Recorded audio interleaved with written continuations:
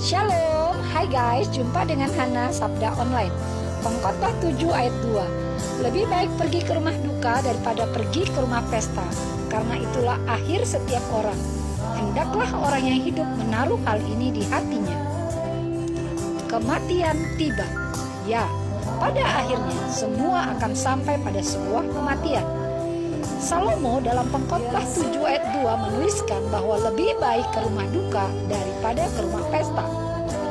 Salomo yang seorang raja, dia sangat besar, kaya, terpandang, terhormat dan juga berkuasa pada saat itu. Dan apa yang tidak dia miliki?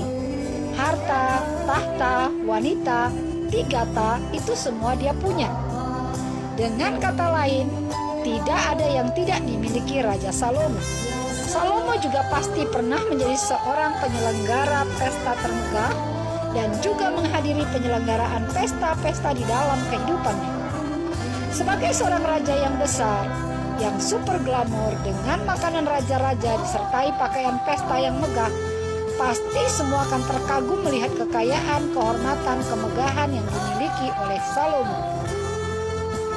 Namun raja yang besar ini, yang begitu agung ini menulis Pengkhotbah 7 ayat 2, pergi ke rumah duka lebih baik daripada pergi ke rumah pesta, karena itulah akhir semua orang. Nah, mari kita lihat kolerasinya dengan Sang Mesias. Kelahiran Adonai Yeshua HaMashiach tidaklah akan berarti jika Yeshua tidak mati. Itu sebabnya kematiannya adalah kehidupan bagi semua umat manusia. Sebab dengan kematian Yeshua, tanda kemenangan dan penggenapan akan firman Elohim dan nubuatan para nabi. The end of a thing is better than it is beginning.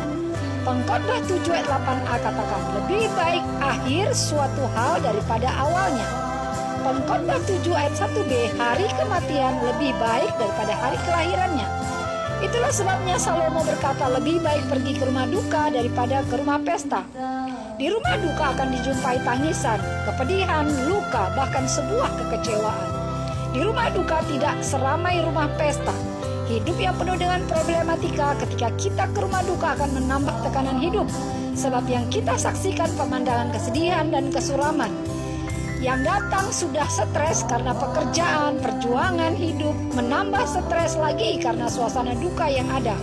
Apalagi jika pendeta atau pengkhotbah di rumah duka pasti akan selalu ingatkan kita tentang sebuah kematian. Suasananya sepertinya akan menjadi begitu horor. Kita mau tidak mau diingatkan akan sebuah kematian. Siapkah saudara? Di rumah duka kita bisa tidak saling mengenal satu dengan lainnya. Ke rumah duka tanpa harus menerima undangan.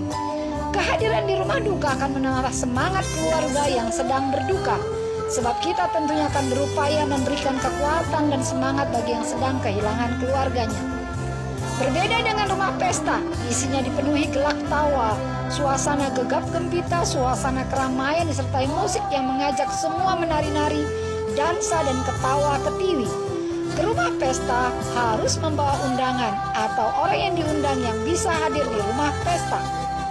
Saat kita dipenuhi beban hidup dan tekanan masalah, ketika ke rumah pesta, kesesakan sejenak terlupakan dan akan mengikuti irama riuh suasana pesta. Kehadiran kita hanya sebagai pelengkap, sebab ada atau tidak adanya kita, suasana pesta akan tetap meriah. Saat kita berada di rumah duka, disitulah akhir perjalanan seorang manusia di muka bumi ini. Dan di rumah duka juga kita bisa mengetahui apakah seseorang berhasil atau tidak mengakhiri pertandingan dengan baik.